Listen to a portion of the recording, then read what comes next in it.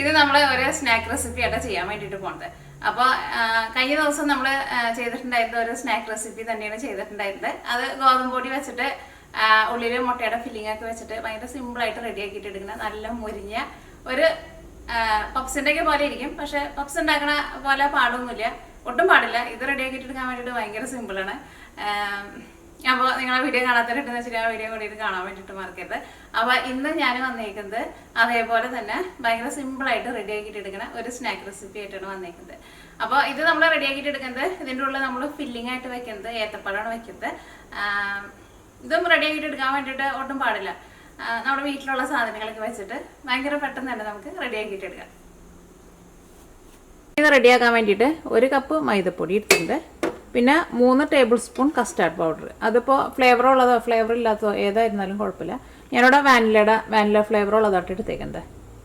പിന്നെ പഴം വേണം. അപ്പോൾ ഇതിലേക്ക് ഞാനിവിടെ എടുത്തേക്കുന്നത് ഏത്തപ്പഴമാണ് എടുത്തേക്കുന്നത്. ഏത്തപ്പഴം ഉണ്ടെന്ന് വെച്ചിട്ടുണ്ടെങ്കിൽ ഏത്തപ്പഴം എടുക്കുക, അല്ലെങ്കിൽ ഏത്തപ്പഴത്തിന് പകരം വേറെ ഏത് ടൈപ്പ് പഴമായിരുന്നാലും കുഴപ്പമില്ല. പക്ഷെ എനിക്ക് തോന്നുന്നു ഏത്തപ്പഴം ആയിരിക്കും കുറച്ചുകൂടി നല്ല ടേസ്റ്റ് ഉണ്ടാവുക. അതേപോലെ തന്നെ പഴം എടുക്കുമ്പോൾ അത്യാവശ്യം നന്നായിട്ട് പഴുത്ത നല്ല മധുരമുള്ള പഴം നോക്കിയിട്ട് എടുക്കുക. പിന്നെ ഓയിൽ ഇപ്പോൾ ഏത് ടൈപ്പ് ഓയിലായിരുന്നാലും കുഴപ്പമില്ല. ഇനിയിപ്പോൾ ഓയിലിന് പകരം നിങ്ങൾക്ക് ബട്ടർ വേണമെന്ന് വെച്ചിട്ടുണ്ടെങ്കിൽ ബട്ടർ ചേർക്കുക, നെയ്യ് വേണമെന്ന് വെച്ചിട്ടുണ്ടെങ്കിൽ നെയ്യ് ചേർക്കുക. അപ്പോൾ ഞാനിവിടെ 3 ടേബിൾ സ്പൂൺ ഓയിലാണ് ചേർക്കുന്നത്.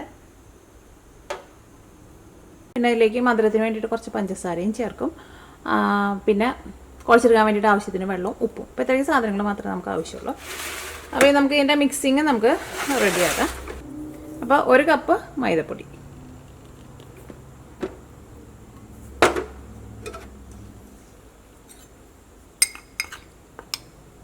3 table spoon custard powder, 2, 3, 1 table spoon പഞ്ചസാര, 1/4 ടീസ്പൂൺ ഉപ്പ്. ഫസ്റ്റ് ഇതെല്ലാം കൂടിയിട്ടൊന്ന് മിക്സ് ചെയ്യാം.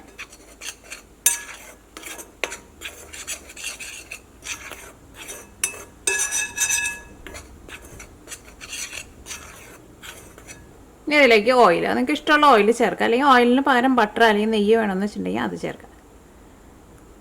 നിങ്ങളുടെ അടുത്ത് ഇപ്പോൾ കസ്റ്റാർഡ് പൗഡർ ഇല്ലയെന്ന് വെച്ചിട്ടുണ്ടെങ്കിൽ കസ്റ്റാർഡ് പൗഡറിന് പകരമായിട്ട് 2 ടേബിൾ സ്പൂൺ കോൺഫ്ലവർ ചേർത്തിട്ട് നിങ്ങൾക്ക് ഇത് റെഡി ആക്കിയിട്ട് എടുക്കാം. പക്ഷേ കസ്റ്റാർഡ് പൗഡറാണ് ഇതിൻ്റെ ഒരു ടേസ്റ്റ് കൊടുക്കുന്നത്.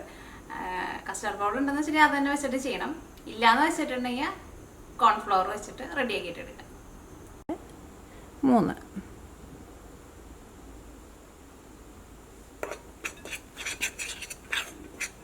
ഈ ഓയിലും ഇതിനകത്ത് നന്നായിട്ട് മിക്സ് ആവണം.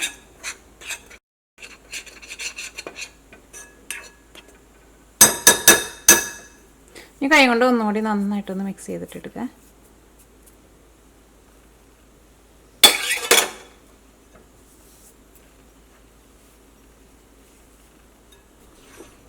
കൈ കൊണ്ട് ഇതേപോലെ ഇങ്ങനെ ഒന്ന് നന്നായിട്ട് ഇങ്ങനെ തിരുമ്മിയിട്ട് മിക്സ് ചെയ്യണം കേട്ടോ.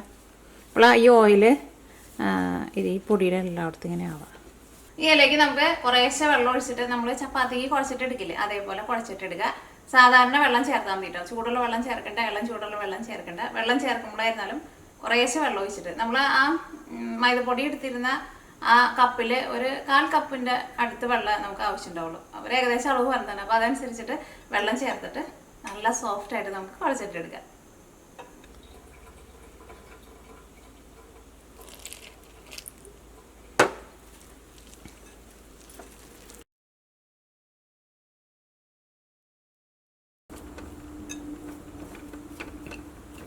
അപ്പം ഇനി അത് ഈ പാത്രത്തിൽ ഇട്ടിട്ട് കുഴയ്ക്കാൻ വേണ്ടിയിട്ട് കുറച്ച് പാടാണ്. ഞാനിവിടെ ഈ കൗണ്ടർ ടോപ്പ് ഇട്ടിട്ട് നന്നായിട്ടൊന്ന് കുഴച്ച് നല്ല സോഫ്റ്റ് ആക്കിയിട്ട് എടുക്കട്ടെ.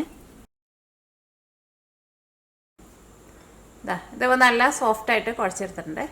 ഇനി നമുക്കൊരു 10 മിനിറ്റ് ഒന്ന് റെസ്റ്റ് ചെയ്യാൻ വേണ്ടിയിട്ട് വയ്ക്കാം.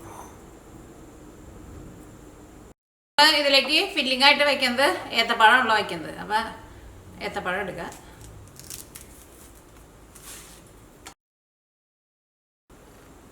ഈ പഴം എന്ത് ചെയ്യണമെന്ന് വെച്ചിട്ടുണ്ടെങ്കിൽ കുറച്ച് വലിയ പീസായിട്ട് ഇതേപോലെ ഒന്ന് ചെരിച്ച് ഒന്ന് ഇത്രയ്ക്ക് വലിപ്പത്തിൽ ഒന്ന് ചെരിച്ചിട്ട് ഒന്ന് കട്ട് ചെയ്യാം.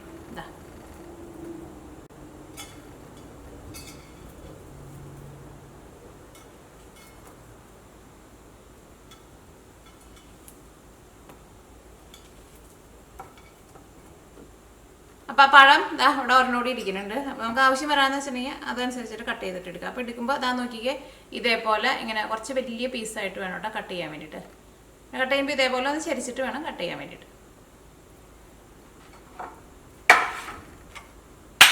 നമ്മുടെ മാവ് നമ്മളൊരു 10 മിനിറ്റ് റെസ്റ്റ് ചെയ്യാൻ വേണ്ടിയിട്ട് വെച്ചിട്ടുണ്ടായിരുന്നു.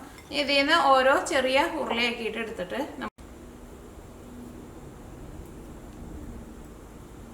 ഇത്രയ്ക്കുള്ള ഓരോ ഉരുളയാക്കിയിട്ട് എടുക്കുക. അപ്പോൾ ഇത് നമ്മൾ പരത്തിയിട്ട് എടുക്കാൻ വേണ്ടിയിട്ട് പോകണം. പരത്തിയിട്ട് എടുക്കുമ്പോൾ നമ്മൾ ചപ്പാത്തിക്ക് പരത്തണ പോലെ റൗണ്ടിനെ അല്ല കേട്ടോ പരത്തുന്നത്.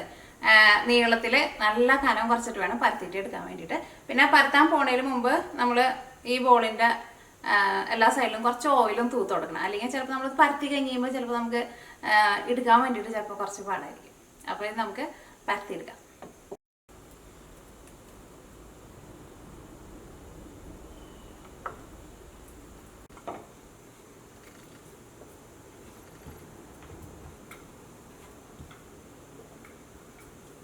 ഒരുപാട് വെള്ളം കൊടുത്തിട്ട് പരത്തരുത് കേട്ടോ. കാരണം ചിലപ്പോൾ ഇത് ഭയങ്കര സോഫ്റ്റ് ആയിട്ട് ഇരിക്കണം. അപ്പോൾ ചിലപ്പോൾ പൊട്ടലൊക്കെ വീഴും.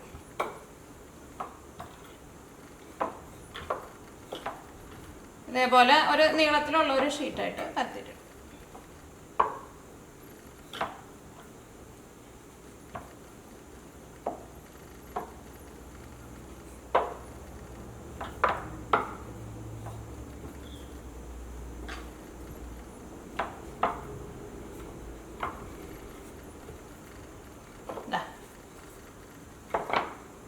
ഇതേപോലെ ഇങ്ങനെ പരത്തിയെടുത്തിട്ടുണ്ട്. ഇനി എന്ത് ചെയ്യണം, നമ്മൾ കട്ട് ചെയ്ത് വെച്ചേക്കണ പഴം ഉണ്ടല്ലോ, ആ പഴം എടുക്കുക. അത് കുറച്ച് ഒന്ന് ഇറക്കിയിട്ട് വേണം കേട്ടോ വെക്കാൻ വേണ്ടിയിട്ട്. ഇല്ല വയ്ക്കാൻ വേണ്ടിയിട്ട് ഈ പഴം നമുക്ക് ഇതിൻ്റെ ഉള്ളിൽ റോൾ ചെയ്യും.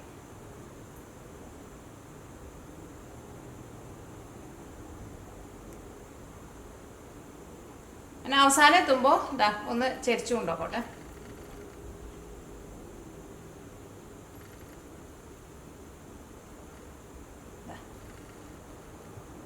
ഇത് രണ്ട് സൈഡ് നമുക്ക് ക്ലോസ് ചെയ്യാം.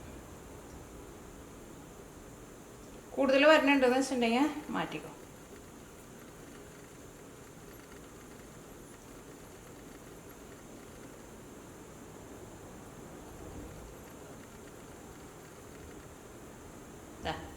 ഇതേപോലെ എടുക്കും.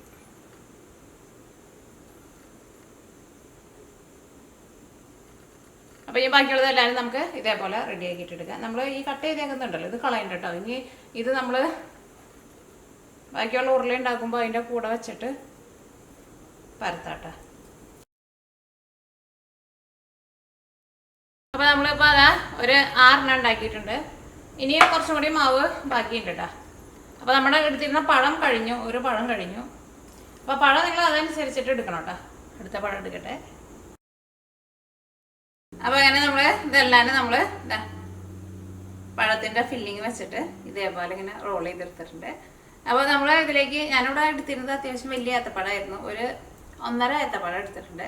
ഇത്രയ്ക്ക് മാവ് വെച്ചിട്ട് നമുക്ക് എത്ര എണ്ണം കിട്ടിയെന്ന് വെച്ചിട്ടുണ്ടെങ്കിൽ എത്ര എണ്ണം കിട്ടും? 2, 4, 6, 8, 9 എണ്ണം കേട്ടോ നമുക്ക് കിട്ടിയത്. ഇത് നമുക്ക് വറുത്തെടുക്കാം. ഇത് നിങ്ങൾക്ക് വേണമെന്ന് വെച്ചിട്ടുണ്ടെങ്കിൽ ഇതേപോലെ ഇങ്ങനെ റെഡി ആക്കിയിട്ട് ഒരു എന്തെങ്കിലും ഒരു പ്ലാസ്റ്റിക് റാപ്പറിൽ അങ്ങനെ കവർ ചെയ്തിട്ട് ഫ്രിഡ്ജിൽ വെച്ചിട്ടുണ്ടെന്ന് വെച്ചിട്ടുണ്ടെങ്കിൽ ഒരു 2-3 ദിവസം വരെ കേട് വരാണ്ടിരിക്കുകയും ചെയ്യും. അപ്പം ഇത് നമുക്ക് വറുത്തെടുക്കാം.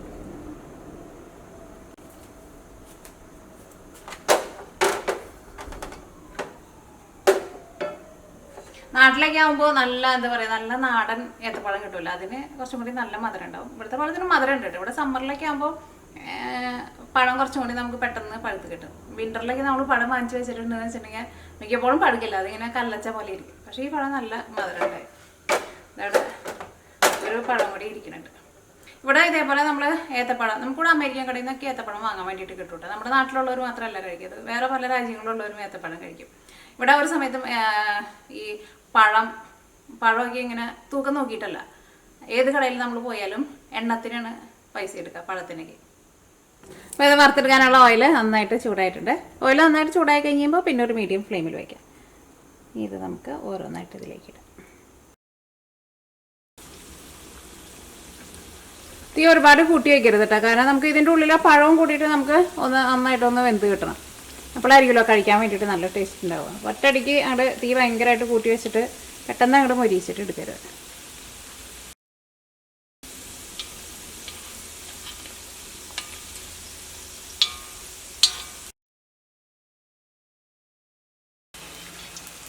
രണ്ട് സൈഡ് നന്നായിട്ട് മുരിയിച്ചിട്ട് എടുക്കണം കേട്ടോ. അപ്പോഴായിരിക്കും കഴിക്കാൻ വേണ്ടിയിട്ട് നല്ല ടേസ്റ്റ് ഉണ്ടാവും. നല്ല ക്രിസ്പി ആയിട്ട് വരും. ഇതിപ്പോൾ നന്നായിട്ട് മുരിഞ്ഞിട്ടുണ്ട്. ഇനി ഇത് നമുക്ക് ഓയിലിൽ നിന്ന് എടുത്ത് മാറ്റാം. അത് ആ മഞ്ഞ കളർ കൊണ്ട് മാറിയിട്ട് ഒരു ചെറുതായിട്ട് ഒരു ബ്രൗൺ കളർ വരണം കേട്ടോ. അപ്പോഴായിരിക്കും നന്നായിട്ട് മുരിഞ്ഞ് വരാം. പലഹാരം റെഡി ആയിട്ടുണ്ട്. വറുത്തിട്ട് എടുക്കുമ്പോൾ ഇതേപോലെ ഇങ്ങനെ നന്നായിട്ട് ഇങ്ങനെ മുരിയിച്ചിട്ട് വേണം കേട്ടോ എടുക്കാൻ വേണ്ടിയിട്ട്. ഇതാ പുറമെ നല്ല ക്രിസ്പി ആയിട്ടിരിക്കും. ഇതാ അത് ഇതേപോലെ ഇങ്ങനെ നന്നായിട്ട് മുരിയിച്ചിട്ട് എടുക്കണം കേട്ടോ. അപ്പോൾ നല്ല ക്രിസ്പി ആയിട്ട് വരാം. ഉള്ളിലേക്ക് പഴം ചെന്ന് കഴിയുമ്പോൾ പഴം സോഫ്റ്റ് ആയിട്ടാണല്ലോ ഇരിക്കുക. ഇതാ ഇതിൻ്റെ ഒരു ടെക്സ്ചറായിരിക്കും ഇതിൻ്റെ പുറം ഭാഗം. ഒരു ടേസ്റ്റ് ആയിരിക്കും കിട്ടുക. നല്ല സൂപ്പർ ടേസ്റ്റ്.